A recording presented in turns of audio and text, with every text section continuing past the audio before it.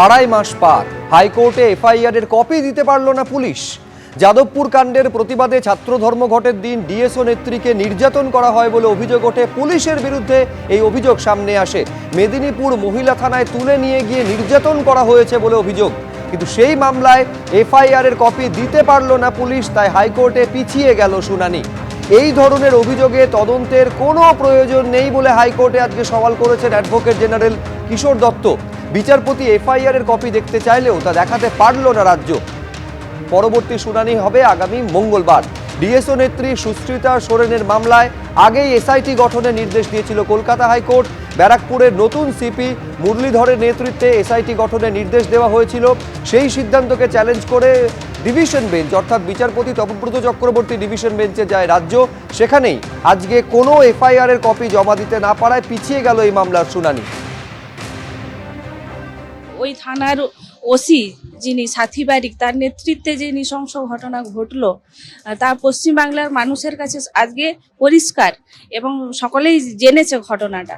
এই ঘটনাটাই আমরা প্রথম থেকেই যে এফআইআর করেছি আমরা এবং যে অভিযোগ আমরা জানিয়েছি সেটা মহামান্য আদালত আমাদের কথা শুনেছেন এবং সেটা পরবর্তীতে যখন দেখা যাচ্ছে যে বিভিন্ন অন্যান্য যে কেসের এতে ওখানে আরও যে একজন ছিল, ফলে তার ইনভেস্টিগেশনের এতেই সেখানেই প্রমাণ পাওয়া গেছে যে থানার ভেতরে এরকম অত্যাচার হয়েছে।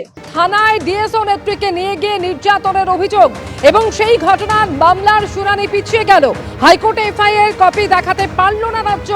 এই ধরনের অভিযোগের ক্ষেত্রে তদন্তের কোনো প্রয়োজন নেই, আজ এভাবেও আদালতে সওয়াল করেছেন অ্যাডভোকেট জেনারেল কিশোর দত্ত। বিচারপতি এফআইআর এর কপি দেখতে চাইলেও তা দেখাতে পারল না রাজ্য এবং সেই কারণেই পিছিয়ে গেল মামলার শুনানি। যে রিপোর্ট তুলে ধরা হয় পুলিশের তরফ থেকে, যে নির্যাতন থানায় নিয়ে গিয়ে নির্যাতন করার অভিযোগ উঠেছিল তার সার্বত্তাও কোথাও রয়েছে এবং সেই উল্লেখও রয়েছে পুলিশের রিপোর্টে। আজকে এফআইআর এর কপি না দেখাতে পারার জন্যই মামলার শুনানি পিছিয়ে গেল। আগামী মঙ্গলবার যার শুনানি হতে চলেছে। আইনজীবী জয়ন্ত নারায়ণ চট্টোপাধ্যায় ঠিক কি বলেছেন এ প্রসঙ্গে শুনুন।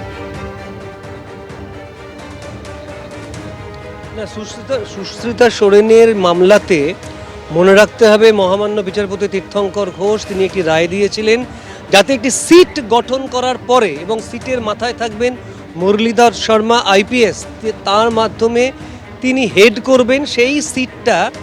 ওই যে থানার মহিলা আইসি যিনি 4টি মেয়ের ওপরে, মনে রাখবেন 4টি মেয়ে কিন্তু স্কলার মেয়ে, আজকে মাননীয় অ্যাডভোকেট জেনারেল তিনি কিন্তু সেই অভিযোগটি আদালতে জমা দিতে পারেননি বা দেখাতে পারেননি। তৎক্ষণাৎ মহামান্য ডিভিশন বেঞ্চ বললেন ওই অভিযোগটা আমরা দেখতে চাই, অভিযোগপত্রটা দেখতে চাই।